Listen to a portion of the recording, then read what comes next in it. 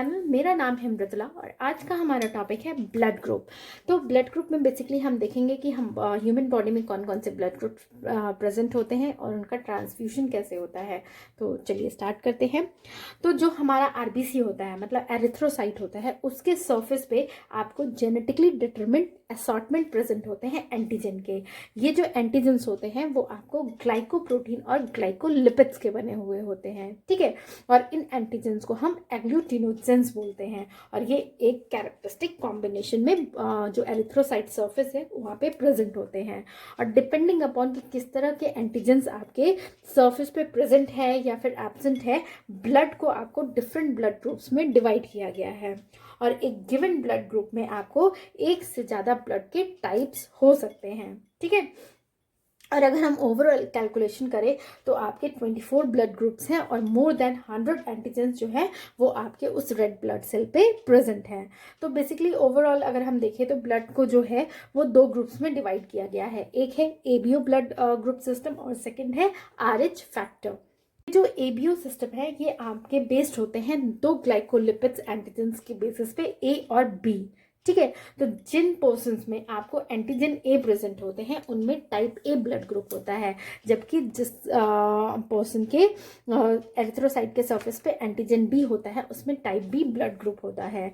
और जिस पर्सन के एरिथ्रोसाइट के सरफेस पे दोनों ए और बी दोनों ही प्रेजेंट होते हैं उनको टाइप ए बी बोलते हैं। और जिस पर्सन के एरिथ्रोसाइट पे ना ही एंटीजन ए ना ही एंटीजन बी प्रेजेंट होते हैं उन्हें टाइप ओ ब्लड ग्रुप कहते हैं, ठीक है। जो ये तो ब्लड का सरफेस की बात हुई। ब्लड के जो प्लाज्मा होते हैं उसमें नॉर्मली एंटीबॉडीज प्रेजेंट होते हैं जिनको कि हम एग्लूटिनिन्स बोलते हैं, ठीक है। और ये जो है वो ए और बी एंटीजन से रिएक्ट करते हैं जब ये दोनों एक साथ मिक्स होते हैं। तो मतलब दो ब्लड ग्रुप जो मिक्स होते हैं तो ये एंटीबॉडीज जो है वो एंटीजन से रिएक्ट करते हैं, ठीक है। तो यहाँ पे आपको एंटी ए एंटीबॉडी जो कि आपको एंटीजन ए से रिएक्ट करता है, एंटी बी एंटीबॉडी है जो कि एंटीजन बी से रिएक्ट करता है। तो यहाँ पे मैंने एक टेबल बनाया है जिसमें कि ओवरऑल समरी है। तो एग्लूटिनोजन यानी कि एंटीजन जो होता है आरबीसी पे, ए में ए प्रेजेंट होता है, बी में बी, ए बी में दोनों और ओ में ना ही ए एंटीजन ना ही बी एंटीजन। जबकि अगर ब्लड प्लाज्मा में हम एंटीबॉडी की बात करें तो ए में एंटी बी प्रेजेंट होता है, बी में एंटी ए बी में किसी तरह का कोई एंटीबॉडी प्रेजेंट नहीं होता, जबकि ब्लड ग्रुप ओ में दोनों एंटी ए और एंटी बी दोनों प्रेजेंट होते हैं। कॉम्पैटिबल डोनर की बात करें कि कौन किसको ब्लड दे सकता है, तो ए जो है वो ए और ओ दोनों से रिसीव कर सकता है, बी जो है बी और ओ दोनों से रिसीव कर सकता है, ए बी जो है वो ए बी और ओ चारों से रिसीव कर सकता है, और ओ जो है वो सिर्फ ओ से ही रिसीव कर सकता है।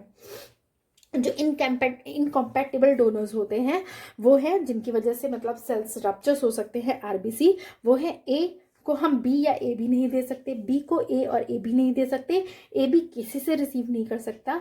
अगर मैं फिगर्स के थ्रू इस चीज़ को डिफाइन करूं तो आपका जो ब्लड ग्रुप ए होता है वहाँ पे एंटीजन ए प्रेजेंट होता है और प्लाज्मा में एंटीबॉडी बी प्रेजेंट होती है, ठीक है। टाइप बी ब्लड ग्रुप में एंटीजन जो होते हैं वो बी एंटीजन होते हैं और उनके प्लाज्मा में एंटीबॉडी ए प्रेजेंट होता है, ठीक है। और टाइप ए बी में दोनों एंटीजन्स प्रेजेंट होते हैं ए और बी, और जो प्लाज्मा में किसी तरह का कोई एंटीबॉडी प्रेजेंट नहीं होता है। टाइप ओ जो है उसमें किसी तरह का कोई एंटीजन प्रेजेंट नहीं होता, लेकिन ब्लड प्लाज्मा में एंटी ए और एंटी बी एंटीबॉडीज प्रेजेंट होते हैं। जो ए बी ब्लड ग्रुप है इसमें हमने देखा कि कोई भी एंटीबॉडीज जो होते हैं प्लाज्मा में प्रेजेंट नहीं होते हैं, यानी कि उसके डोनर के एंटीजन से रिएक्ट करने के लिए किसी तरह का कोई एंटीबॉडी नहीं है, इसीलिए ए बी ब्लड ग्रुप को यूनिवर्सल रेसिपिएंट बोलते हैं, ठीक है। वो जो है वो किसी भी ब्लड ग्रुप से वो ब्लड को रिसीव कर सकते हैं। और जो ओ होते हैं यहाँ पे देखिए किसी तरह का कोई एंटीजन प्रेजेंट नहीं है, तो इसीलिए जब वो किसी को डोनर होगा वो तो कोई भी जो है वो इन एंटी ए और एंटी बी एंटीबॉडीज के साथ रिएक्ट करने के लिए नहीं होते हैं। तो इसीलिए ये जो होता है blood group of universal donor होता है, क्योंकि इसमें एंटीजन दूसरे के जो आरबीसी हैं ब्लड ग्रुप के उनके साथ उनकी एंटीबॉडी से रिएक्ट नहीं करता है, ठीक है।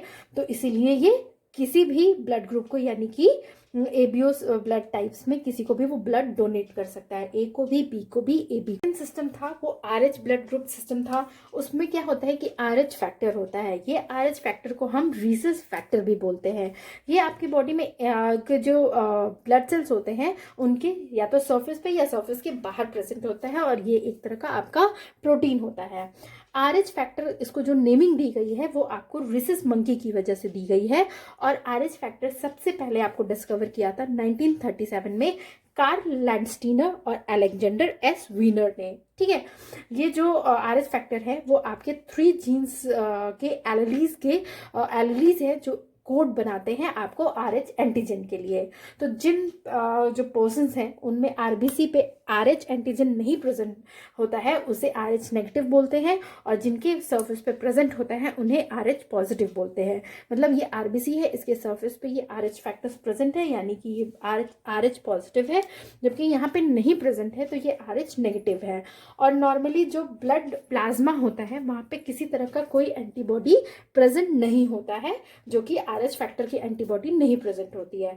तो इसलिए जब कोई पेशेंट है जो आरएच पॉजिटिव है, उसको आरएच नेगेटिव से अगर ब्लड रिसीव होता है तो उसकी बॉडी जो होती है उसके अपोज में एंटीबॉडी बना लेती है।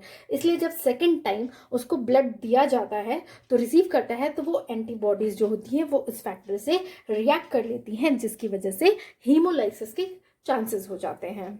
हम बात करेंगे ट्रांसफ्यूजन ऑफ ब्लड और उसके सिग्निफिकेंस की। तो जो ब्लड ट्रांसफ्यूजन है वो एक ऐसा प्रोसेस है जिसमें कि होल ब्लड या फिर उसके कंपोनेंट जैसे कि ब्लड सेल्स या प्लाज्मा को 1 पर्सन से सेकेंड पर्सन में आपको ट्रांसफ्यूज किया जाता है। और ये ट्रांसफ्यूजन जो है नॉर्मली आपको या तो सर्जरी के बाद होती है, या तो ट्रॉमा के केस में होती है, या फिर हेमरेज के केस में होती है। सीवियर अनेमिया के केस में होती है, ल्यूकोपिनिया यानी कि जब WBC जो है वो डिक्रीज हो जाता है तब होती है, या फिर एक ग्रैनुलोसाइट्स यानी कि जो पर्सन का बोन मैरो है वो सफिशिएंट अमाउंट में जो है वो WBC मैच्योर WBC नहीं प्रोड्यूस कर रहा है या RBC नहीं प्रोड्यूस कर रहा है, उस केसेस में आपको ट्रांसफ्यूजन जो होती है वो ब्लड की होती है। ट्रांसफ्यूजन का मेन जो मोटिव होता है या फिर कह सकते हैं ऑब्जेक्टिव होता है या फिर इम्पोर्टेंस है वो ये है कि ये क्या करता है कि पर्सन के ब्लड वॉल्यूम को के जो सर्कुलेट हो रहा होता है जो ब्लड वॉल्यूम उसको इंक्रीज कर देता है। साथ ही जो number of red blood cells होते हैं उनको इंक्रीज करता है, और जो बॉडी में के अंदर हीमोग्लोबिन का लेवल है उसको मेंटेन करने में हेल्प करता है। ये जो है वो ब्लड क्लॉटिंग फैक्टर्स जो है वो प्रोवाइड करता है, जो कि आपको ब्लीडिंग को कंट्रोल करता है। साथ ही जब इन्फेक्शन के चांसेस में आपको जो डिक्रीज या डिफेक्टिव वाइट सेल्स या एंटीबॉडीज होते हैं उनके साथ मतलब उनको बैलेंस करता है। तो अब बेसिकली हमें ये पता है कि कौन सा जो डोनर है वो किसका ब्लड रिसीव कर सकता है, कौन यूनिवर्सल डोनर है, कौन यूनिवर्सल रेसिपिएंट है।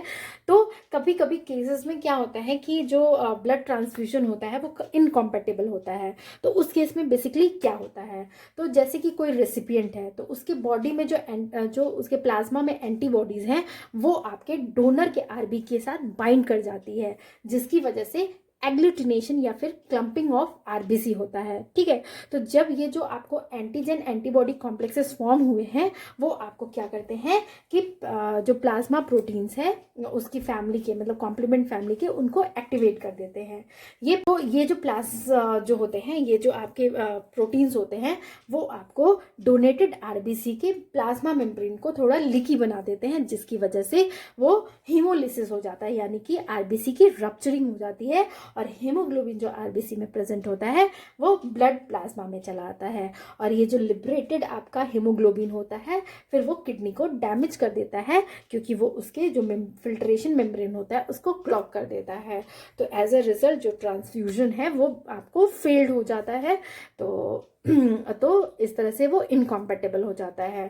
तो ये था अबाउट आपका ब्लड ग्रुप सिस्टम जो ह्यूमन बॉडी में प्रेजेंट है। अगर आपको मेरा ये वीडियो पसंद आए तो प्लीज़ इसे लाइक शेयर और कमेंट करें। Thank you for watching.